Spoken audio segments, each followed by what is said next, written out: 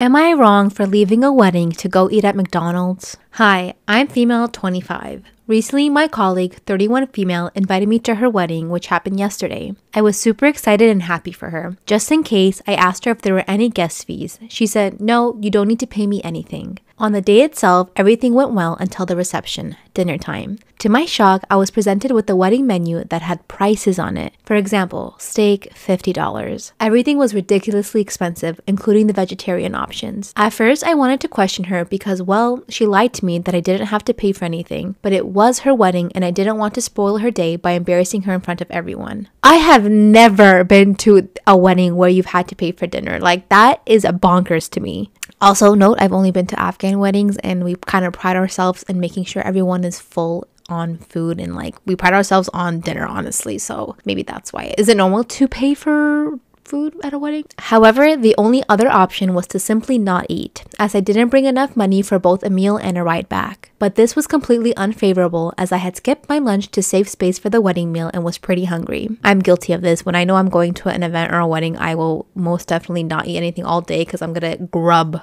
at the party. Suddenly, I remembered that I saw a McDonald's about 5 minutes away from the hotel. As tactfully as I could, I asked the bride if I could make a quick stop to McDonald's as I didn't bring enough money for the reception meal. I said that I'd be back in time for the gift ceremony and cake. Why would you tell her? I would just go. Is that normal?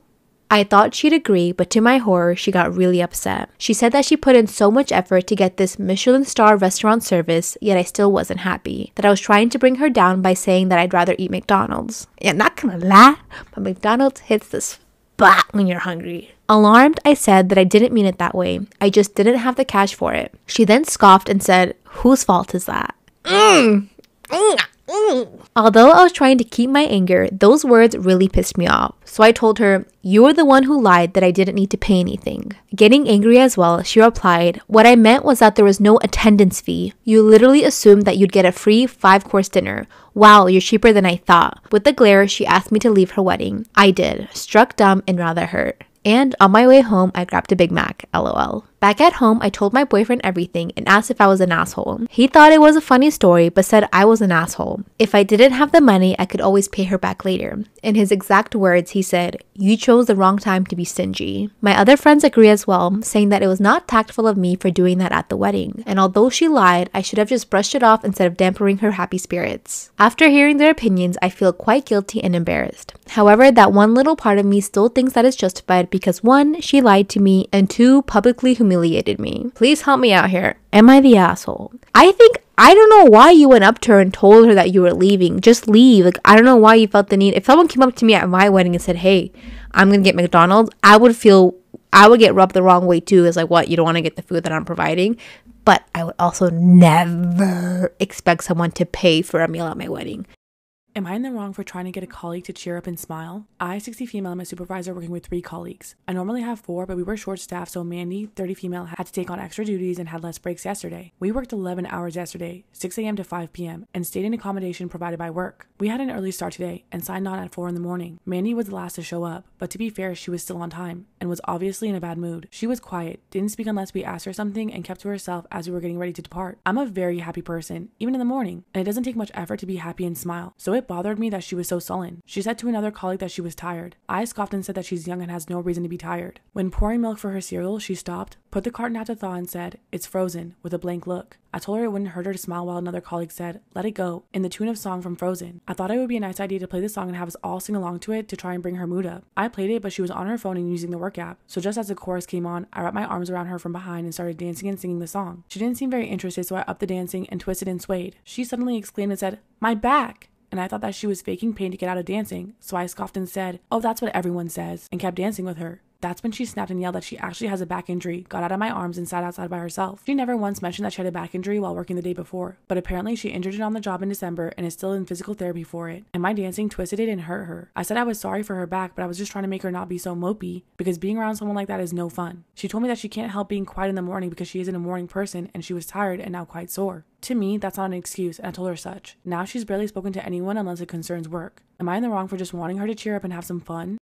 Am I in the wrong for not wanting to pretend to be my twin on her wedding day? I, 30 female, have an identical twin sister, and for the purposes of anonymity, I'll call her Jess. Jess and I look so much alike it can be freaky. At one point when we were still infants, they had to draw a little dot on the bottom of one of our feet just so they could keep track of who was who for medical reasons. My mom adored the fact that Jess and I were her cute baby twin girls and treated us as precious dolls who she would frequently dress alike and always make us do things together. At first, I didn't mind at all because, well, it was my normal and I do genuinely love my sister, but when we started getting older and I developed my own interests, I would get so frustrated or upset when I couldn't either do something because Jess didn't want to, or the only way that I could do it is if Jess could come with me and vice versa. It sucked because despite our appearances, Jess was the more extroverted twin who liked to go to parties and do sports, while I was introverted and artistic. I was always made to do what Jess wanted to do because me not wanting to be social was seen as bad, and the only way that Jess would agree to do and endure my hobbies was if I did her homework or chores. When my parents were divorcing, I was over the moon when my dad agreed to let me live with him in another state, and Jess didn't want to move away from all her friends. My mom cried when I had to tell her that I didn't want to live with her and Jess, and accused me of hating them. This really wrecked me emotionally, and I almost caved when my dad got me into therapy, who helped me gather the courage to just leave. I never really did shake off the guilt until around senior year of high school, but I never regretted my choice because of how liberating I felt by getting to just be me. I slowly repaired my relationship with my mom and Jess, but Jess and I were never as close as we used to be, and I honestly was fine with that. Fast forward to adulthood, and Jess is engaged to her boyfriend Steve, 36 male, and their wedding is set for this spring. Unfortunately, Jess was recently in a bad accident and her face is going to need some cosmetic surgery. She's been crying on and off for days over this because there's no way she'll be healed up in time for her wedding. My mom, Steve, and I have been trying to console her, but it's not enough. Earlier this week, my mom approached me with the idea of dressing up as Jess and pretending to be her for the ceremony and reception so that the pictures will look nice. I was floored and gave a hesitant no because while I do know that this would mean a lot to my sister, I just feel really uncomfortable about it. My mom was upset with me and said that it wasn't a big deal. It was just for pictures, and asked me if I really wanted to make it so that Jess would have to be reminded of her trauma whenever she had to look at our wedding photos, or just not have any photos at all. So...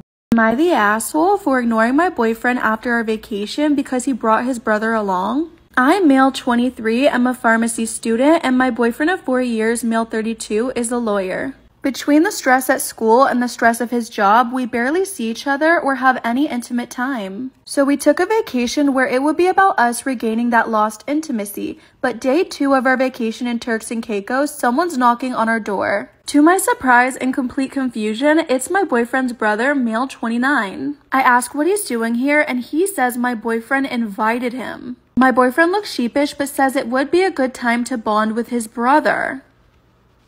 Am I the asshole for ignoring my boyfriend after our vacation because he brought his brother along? I was furious but decided I could make it work. We had so many things pre-planned and prepaid, so I figured his brother couldn't come with us. Well, he didn't tag along because my boyfriend decided to go with his brother. Horseback riding was traded for wakeboarding, couple massages were traded for snorkeling, and getting a nice quiet table for 2 turned into getting a quiet table for 3. Intimate time in bed was also traded for a quickie in the shower so he could leave for golf, and I had had it. On the next morning to leave, I said not a word to my boyfriend. Do you have the key card? Silence. Do you want me to carry bags? Silence. Am I the asshole for telling my child's daycare teacher that my child doesn't have to finish cleaning up? My 2-year-old daughter has been in a home daycare for a few months now. The teacher Sasha is very nice, and I'm normally all for my daughter cleaning her own messes. However, when I arrive, Sasha expects my daughter to finish cleaning up whatever she was playing with, which would be fine, but it delays us getting out the door, heading home, and sometimes we have plans. I started texting Sasha beforehand, asking her to get my daughter ready, and that seemed to work. She'd be in a jacket and reading a book, which was easy to put away versus a huge project. Things were great until today. Am I the asshole for telling my child's daycare teacher that my child won't finish cleaning up? Things were crazy and I was in a rush, and we had a lot to do this afternoon, and I was running behind because I had car trouble. When I arrived, my daughter and some friends were in the middle of cleaning up a big mess. I told my daughter we had to go and to get her coat. That's when Sasha said she needed to finish cleaning up her part, and I said any other day, sure, but I'm running late and we can't miss this appointment. Sasha tried arguing that kids need to learn responsibility, and I flat out said no. Then I grabbed my daughter, put her coat on, and left. Now she's accusing me of undermining her authority and gave me a verbal warning. Am I the asshole for having a dry wedding and serving only water for drinks? My husband and I are getting married later this year, and each of our sides of the family are fairly big. It'll be 150 people, and my husband and I are paying for this ourselves, as well as my grandmother. We have a lot of kids in our family, so we decided against making it child-free, but we decided to make it dry. There will be no alcohol of any kind, and honestly, this doesn't have anything to do with there being kids, but because me and my fiance don't drink. On top of that, we really only drink water, and we rarely, if ever, drink soda, so most of the time, it's only water. Am I the asshole for having a dry wedding and serving only water for drinks? Obviously, the food, which is a part my grandma is paying for, is going to be expensive for that many people.